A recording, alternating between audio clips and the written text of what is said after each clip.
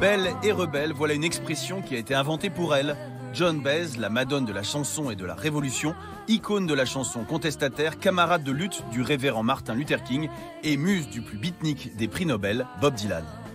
On ne devient pas chanteur pour la célébrité, mais pour partager une parole en lutte dans l'Amérique de la ségrégation, de la guerre du Vietnam et des barbouzeries chiliennes. Enfant, j'étais la seule à l'école à avoir cette conscience politique.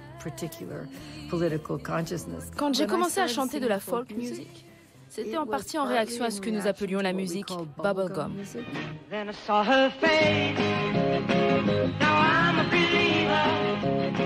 C'était superficiel, c'était Hollywood, c'était de la merde.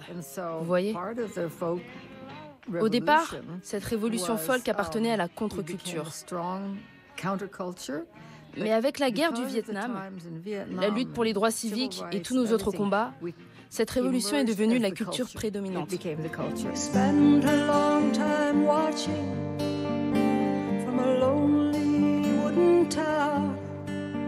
À 77 ans, John perpétue sa propre tradition. Son nouvel album sera sans doute le dernier, tout comme sa tournée. Chez Joan Baez, point de nostalgie, puisqu'aujourd'hui, l'ennemi habite à la Maison Blanche.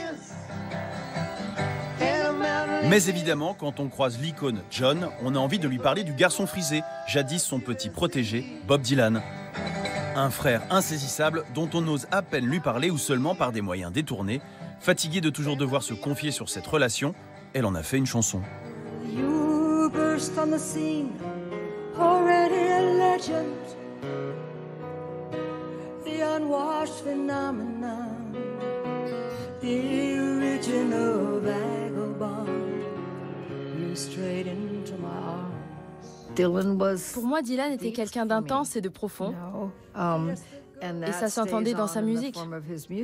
Il n'y a rien que je n'apprécie plus que d'interpréter ses chansons.